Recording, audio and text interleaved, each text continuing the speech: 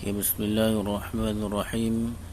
Alhamdulillah rabbil alamin wassalatu wassalamu ala asyrafil anbiya'i wal mursalin wa ala alihi wa sahbihi ajma'in. Qala rabbi shrah li sadri wa yassir li amri wa hlul 'uqdatam min lisani yafqahu qawli. Subhanaka la ilma lana illa ma 'allamtana innaka antal alimul hakim. Wa la hawla wa la quwwata illa billahil aliyyil azim. Alhamdulillah, bersyukur kita kepada Allah Subhanahu wa taala pada hari ini kita dapat meneruskan pembelajaran kita. InsyaAllah kita akan mengulang kaji semula pelajaran tahun 3 subjek ibadah, tajuk dia tayamum. Kita tengok tayamum dari segi bahasa bermaksud qasad, ataupun dalam bahasa Melayu dia bermaksud mengsahajakan. Dari segi syarak pula bermaksud menyapu debu tanah yang suci ke muka dan kedua-dua tangan hingga ke siku mengikut syarat-syarat yang tertentu. Tayamum difardukan sebagai pengganti wuduk atau mandi hadas. Tayamum di sini dia ganti kepada wuduk sekiranya tidak ada air. Kedua, ia sebagai rukhsah. Ia sebagai rukhsah atau keringanan yang diberikan oleh syarak. Hukum tayamum adalah wajib ketika ketiadaan air.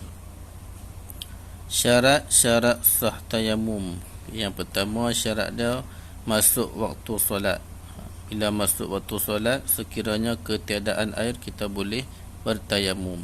Yang kedua, menghilangkan najis pada badan. Kita perlu menghilangkan najis pada badan. Yang ketiga, berijtihad menentukan arah kiblat. Berijtihad menentukan arah kiblat. Yang keempat, berusaha mencari air. Kita berusaha dulu mencari air. Yang sekiranya tidak ada, barulah kita boleh gantikan tayamum. Yang kelima, bukan mustakmal, bukan debu yang telah digunakan. Yang keenam, debu tanah yang suci. Debu tanah tu perlulah suci daripada segala najis. Itu antara syarat-syarat sah tayamum. Kita tengok sebab yang membolehkan tayamum. Sebab yang membolehkan tayamum, yang pertama, ketiadaan air. Bila tidak ada air, maka kita diberi keringanan untuk kita bertayamum. Yang kedua, sakit yang tidak boleh menggunakan air. Sekiranya kita sakit dan anggota wuduk ataupun anggota mandi wajib yang tidak boleh kena air tu, kita ganti dia dengan tayamum. Yang ketiga, cuaca terlalu sejuk. Cuaca terlalu sejuk juga kita boleh gantikan air dengan tayamum. Keempat, ada air tetapi tidak mencukupi. Air tidak cukup juga, kita boleh gantikan wuduk tadi dengan tayamum. Yang kelima, ada halangan daripada menggunakan air.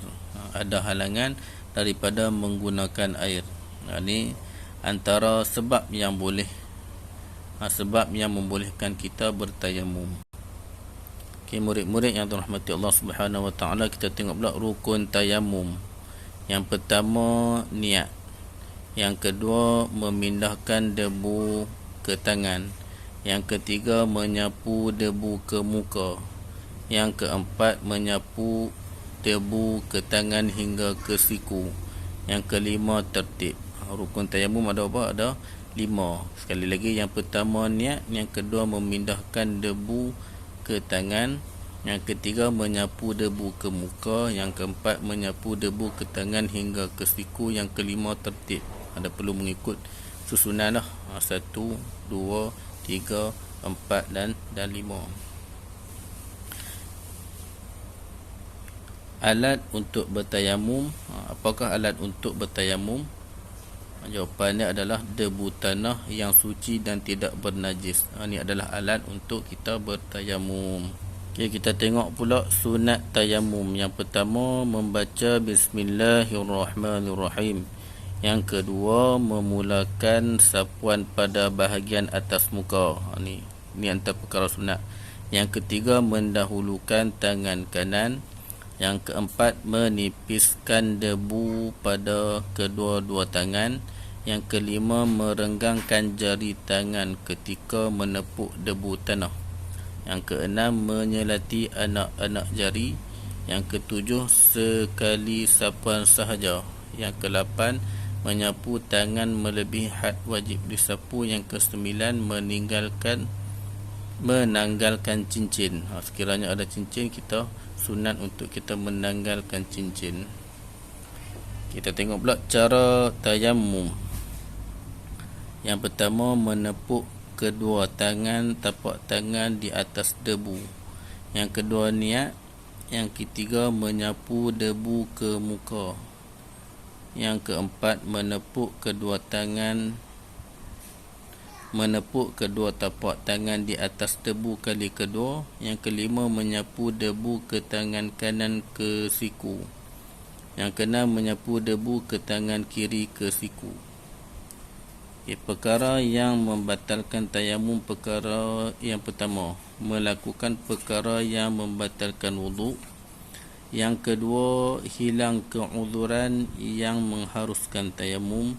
Yang ketiga, ada air sebelum bersolat. Yang keempat, habis waktu solat. Yang kelima adalah murtad. Ini perkara yang membatalkan tayamum. Jadi untuk pembelajaran tajuk tayamum sampai situ dulu. InsyaAllah kita akan ulang kaji lagi untuk tajuk yang seterusnya. Wallahu subhanahu wa ta'ala alam. Assalamualaikum warahmatullahi wabarakatuh.